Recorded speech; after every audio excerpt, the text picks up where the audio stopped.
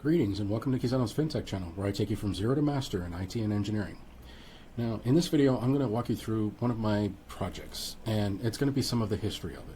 In my personal opinion, you don't learn software by going through the tutorials every day and thinking that you're going to become an expert overnight. No, you learn software by writing software, by reading other projects, by understanding the thoughts, the constraints, and the things that drive people to do some of the things that they do. And when you understand the thinking that goes behind what it is they do, only then will you truly come to understand what it is that you could possibly accomplish. So in this video, I'm going to step you through some of the history behind the automation software that actually makes this video and all the other videos that I create possible. We're going to step through some of the constraints that I had, some of the thought processes that I had, and also some of the hacks that I made in order to make it work. I'm going to bring you up to the current version of the software so that you understand where we're at today. And maybe in another video, just after this one, I might do another video on like what's the future state look like, what are some of the plans I'm looking at, and what are some of the things that I would like to accomplish later on in the video. So with that said, let's go ahead and get started. So here we are in GitHub. This project is under my personal GitHub, mkzforge, which is for Markizano's Forge. It used to be known as YouTube FFmpeg, and I'll get into that in just a second. Now, I am on a legacy branch, which is what the project was like, kind of sort of in its very first stages. It's very much its infancy. Here in the project itself, really what this is a commit of my YouTube directory that has all of the configurations that make the videos without the actual video files themselves. And that is because Git is just really not good at tracking binary stuff.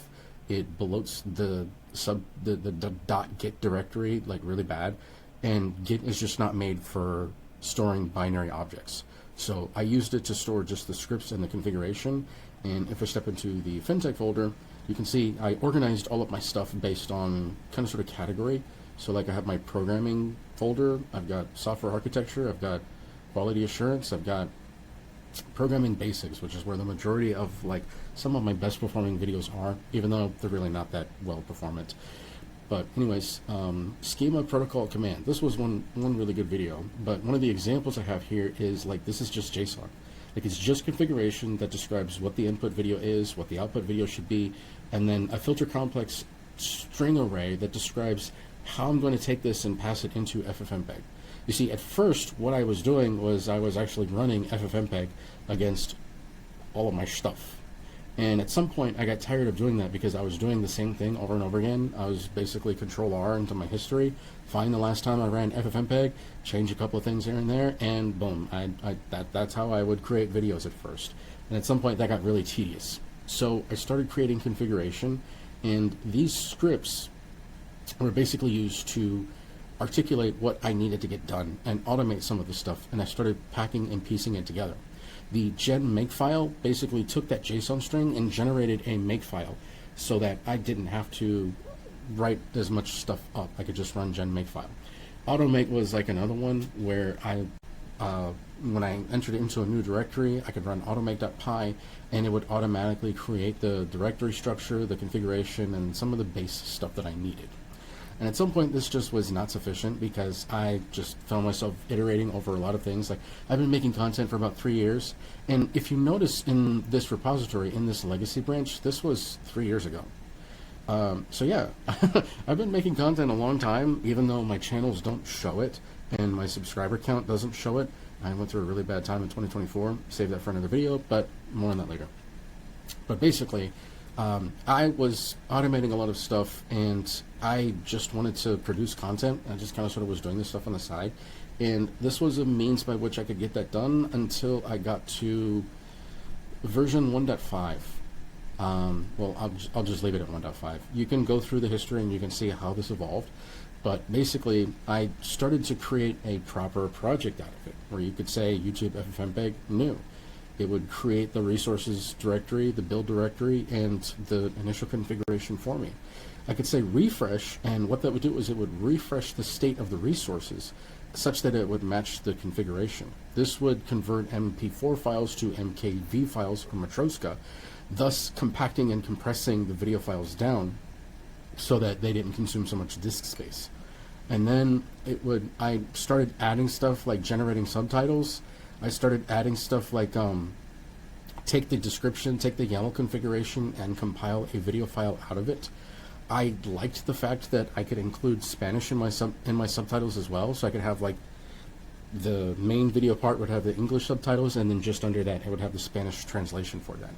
I didn't quite like the fact that the Spanish translations were like really fast.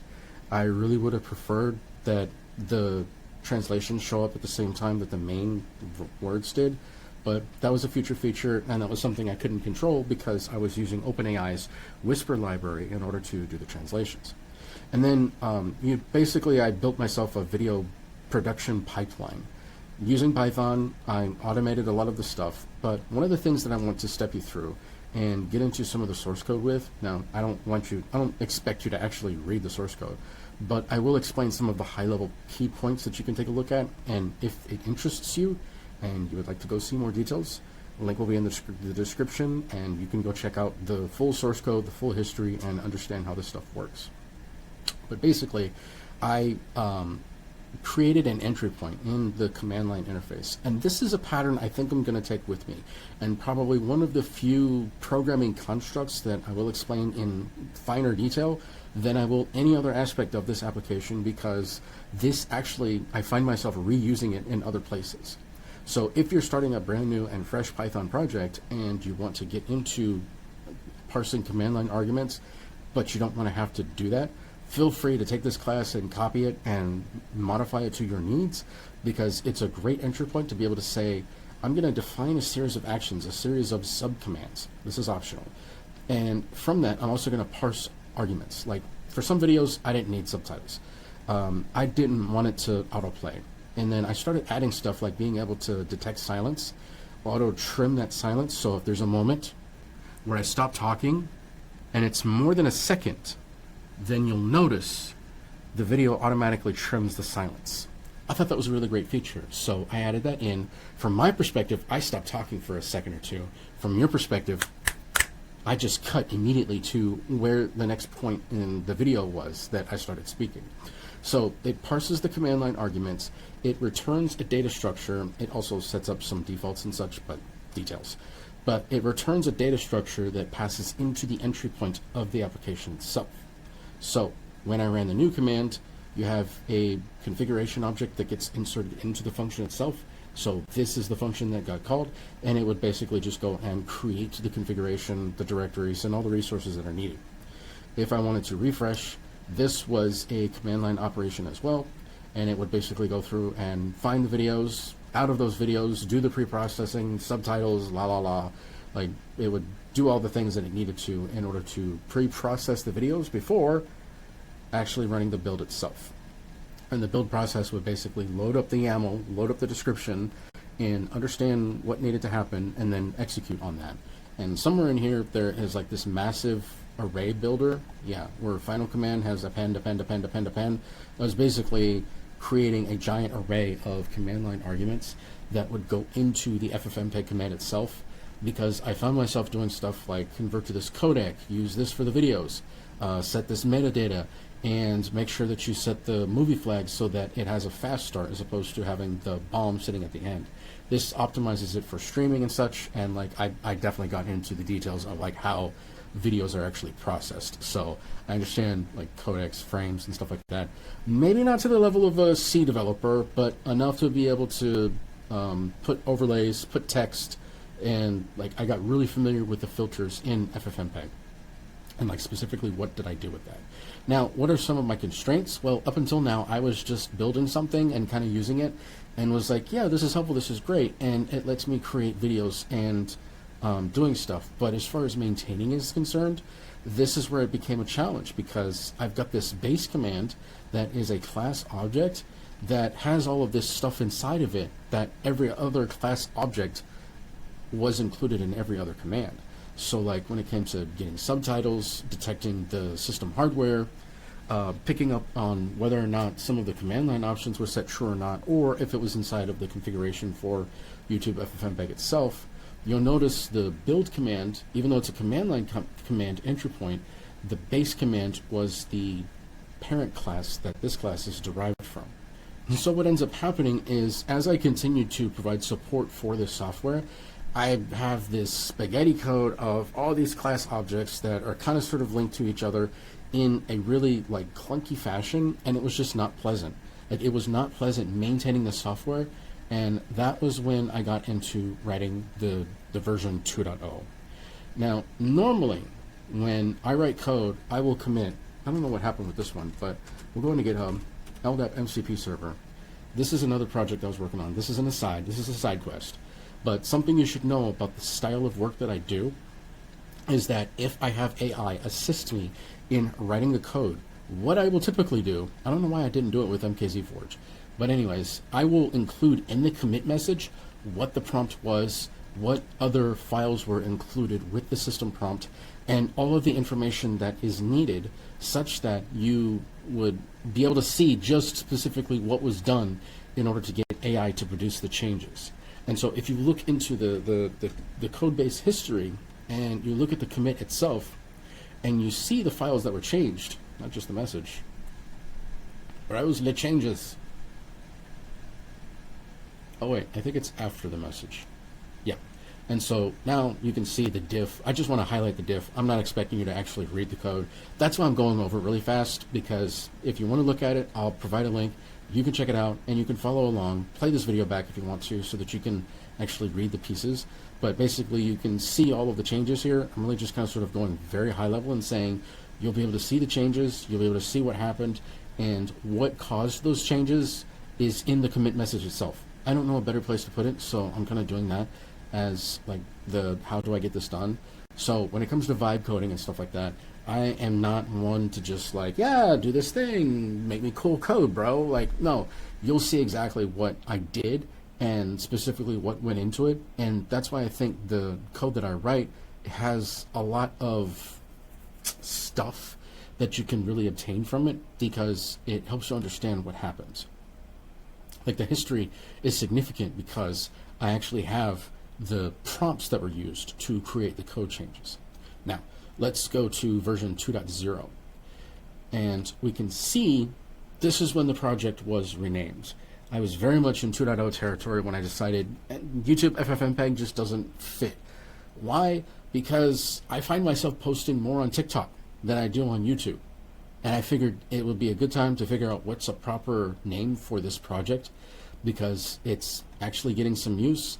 I'm actually going through it and trying to figure out how can I maintain it well over time. And I came to the conclusion that Markizano's Forge is a good one. I was actually through a conversation with Claude, I think it was. But anyways, one of the additional features that I added to this was a web server where you can go to a web interface, select what files you want. We can actually check out a version of it that I have running here, where I insert some information like what's the name of the project, what's the title of the video, give me a description if you want to give it a description. The only thing that's really required is project name. You have to name your project, and then you can also select a video to upload. If somebody can get upload working, I'd be really grateful, because for some reason the browser will cache the video, but it won't actually send to the server until it's fully cached everything. And even then, sending to the server is not consistent, it's not reliable, and what ends up happening is it sits there and hangs in the balance forever. So, as a workaround, what I did for that is I used the Google Drive. I set it up such that I can hook it up to my Google Drive, it will do the OAuth dance, and then this is per instance, so this instance running is already authenticated, and it saves the credentials locally, so I don't have to do the OAuth dance again, and it will list the files inside of my directory. If you find the software useful and you want to make this available such that it can run on an open server, let me know, and let's work on making that possible so that this isn't tied to like just me, and I can actually host this and run it, and other people can take advantage if they want to subscribe, or they can run it themselves if they want to run it themselves. Totally open to continuing to expand upon this, and I'll continue to support it because I actively use it. You know, it's just the name of the game. So you can select a file from your Google Drive. You can say upload and process. It will collect the file from your Google Drive down to the machine. I have it running on my gaming station because I have a lot of compute sitting over there. I mean, it's like almost 128 gigabytes of RAM, 4 terabytes of storage, 24 Ryzen processor. Like I've got a beefy ass machine in there that I intended to be playing games, and I find myself doing more AI work as a result of that compute power. So, but anyways, in the 2.0 rewrite, I did not like what it did before. Like that whole class object, if you go into the CLI thing now, and let's look at build, for example. This has been reduced and compacted down so much because build is supposed to just build and that's it. So load the configuration, load the YAML file that describes what needs to happen, and then for each of the videos, compile the video. Have a nice day. That's all it does. And if the video is already there, then it will skip over that unless you specify -- overwrite. So you have to provide a command line argument that will tell it to overwrite the videos. I think it also accepts -f. But anyways, basically I completely rewrote this because I did not like how the class objects had to extend upon themselves, and this idea of using object-oriented programming for this just did not make sense. This was very much an empirical, steady state, like I have a series of instructions, I have a set of things I need to get done, and I don't need object-oriented programming to make this work. I can provide myself a toolbox. If classes make sense, they make sense. So instead of creating a bunch of class objects that extend upon each other and twisting myself into pretzels just to get this to work, I decided to go ahead and proceed with creating a toolbox. And then each of the command line entry points just reach into that toolbox for the specific tool to perform their specific action, and off we are to the races. And so here's what happens. We now have a videos. So videos is where most of the work happens as far as like taking actions on a video. We have new project, MP4 to MKV, because MP4 coming from the phone, the device itself, I can easily make like a 5-minute video and it'd be like 2 gigabytes. I'm like, what? And so the first course of action is to take MP4s and convert them to MKVs, and also change the codecs under the hood so that it compresses the video down in the most lossless fashion possible, because I want to preserve the quality of the video without preserving the size of the video. Then, once we've done that, we can have a whole bunch of other tools like get video duration, get video rotation, using FF probe in order to identify information about the video itself. You can detect silence, you can remove silence. Let's go ahead and minimize these so you can just see the function names, because the body of the functions, they contain the content of the function itself. But like I wanted to create a data structure for a new video, wanted to update video meta information, and had very specific rules around how that happened.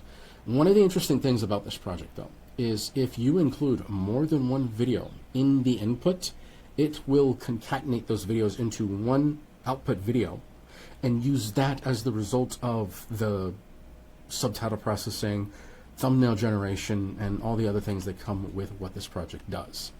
That was a design decision. That was a thing that I chose because of the way that I found myself using the project itself. I found myself saying, all right, if I'm going to include more than one video in a specific video project, then typically what happens is I'm trying to concatenate those videos. So, keynote to make here is the video file itself needs to be named accordingly. Meaning, if this video is the first in iteration, I'll prefix it with a 0_. If it is the second video in this iteration, it is a 1_. In that way, I make sure that the videos show up in the final result in the order that they're supposed to show up by naming the video files accordingly. And what ends up happening is I get an output video, the silence has been trimmed, it's been compressed, it has subtitles generated, it's got a thumbnail generated, it's got a title and a description generated and associated with the metadata. The subtitles are a part of the metadata, and the result is this video itself is like a fine, pristine, packaged entity that I can then go to my projects. I have all the videos that I've ever created, and in my most recent one, I created a video on TikTok. You're going to see it here pretty soon, saying I feel dumb. And if I provide a description, it will use that. If I provide a title, it will use that. If I don't, like for example, with some of the other ones, let's look at workflow shift. thumbnail was generated for me using Google's Nano Banana, whatever their API is. I just picked one and just put that together. And then the description itself was also generated based on the content of the video. So Whisper runs against the video, it generates subtitles, and the result from those subtitles gets fed into a system prompt that says generate a title and description. And so AI finally gets me, was when it decided. And then here's the description. If you click on the description, automatically copy to clipboard. If you click on the link, automatically downloads the video file in MP4 format. So it stores it in MKV, Matroska, to condense in file consumption space as it comes off of the raw device. And then while it's processing, keeps it in Matroska. And then whenever it finally builds and creates a final result, it outputs in MP4, which is the most widely accepted video format that most platforms and browsers and devices support. And so now if I click on the image itself, I get a prompt to download. On my browser it does, because this particular browser is configured to ask every time. But like on my phone, it's great. It just goes to my downloads folder. So you click on the picture, you get you get the thumbnail downloaded. You click on the link to the video, you get the video downloaded. No, open up this menu, find this button, like there's no hamburger icon. No. As quick as possible, I want to record a video, put it on my drive, do the processing, download the thumbnail, download the video, pristine, subtitles generated, description, copy it to clipboard instantly, and I don't have to think about it ever again. And then I just go post. And so that cycle is what helps me being able to create videos in such a way that doesn't require me to think so much about the creation of the video itself. If there's overlays or other fabrications and such, I can think about adding that stuff later. But for now, I don't think people care about that. Personally, I don't. Honestly, if a video is overproduced and over like created and such, I find no personal value in that. You have people that are like in front of a talking head video, and then you get a B-roll, and then another B-roll, and like it's AI generated content, and it has nothing to do with the video. It's just something that you can look at and watch at, and I'm just like, why? I'm already doing something else. Why do I need some kind of nonsense video overlay when I don't honestly care about that? Personally, I don't. If you do, hats off to you, honey. I'm glad you enjoy it.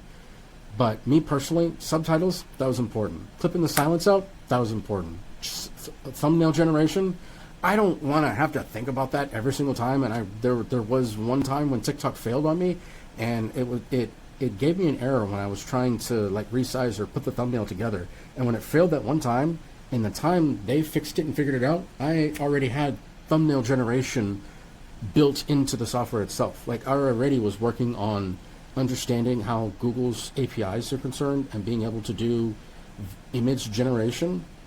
And so because I was already like that close to implementing it, I just went ahead and finished it.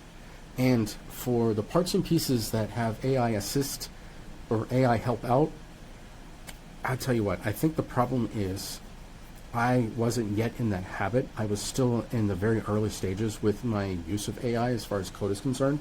And so I probably didn't associate it with this project because I had AI help me, and I just wasn't in the habit of adding the system prompts. But I'm at that place now where people are like, is this AI generated? And it's like, no, you don't have to assume. You can just go look. And more specifically, you can see specifically what and which lines are, because I'm in the habit of when I commit locally several times. Every time I make a change, I'm annotating that change, and it means something. And I'm not just like, change is made. I might be like that a few times if I'm lazy, but for the most part, most of the time, unless I'm like doing a complete rewrite and I'm making grand swaths of changes myself, I typically will just, when I make a change, I'll annotate it. I'll give reasons behind it. I'll see what's going on. The GitHub, the Git history on a particular project is significant because it has the actual history of the code, not just changes made. That's my personal take. That's not an attack on what you got going on. If your system works for you, it works for you, boo-boo. Don't worry about it. All right, finally, to wrap this up and to kind of sort of tie this together, what I hope you learn from this, what I hope you gather from this is that software is not finite. Software is not something that you just want and done. Software is not something where you have to read a bunch of tutorials in order to understand how something works. If you've made it this far and you understand and are able to take a look at, I know I went through it really fast, but that's because it's really high level. If I slowed down and actually paused over some pieces, it's because I kind of sort of wanted you to understand a little bit more about some of the finer details. But the idea behind this and the reason why I put this together is because I want you to see how stuff builds and evolves over time. It starts off as a hack, it starts off really ugly, it ain't pretty the first time around, and when you finally do get around to being like, okay, this is actually useful, I think I'm going to continue to do this, the feedback loop that you get from the actual use cases are what help you discover the end result. And even then, this is not an end result.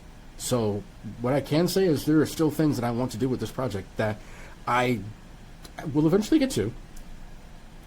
However, it's not the final stage. It's not the final boss. So that's what I hope you learned. And let me know if there's things that I missed, things that you see, things that you're like, ooh, that'd be kind of cool. Let me know, because I'm curious. And if this is something where, like, if I was to host it at mkzforge.markizano.net, and say you were to sign up with me, sign up with Google or whatever, let me know if that's something you would be interested in. And I can look into making sure that the Google Drive isn't attached to my drive, it signs in with your drive.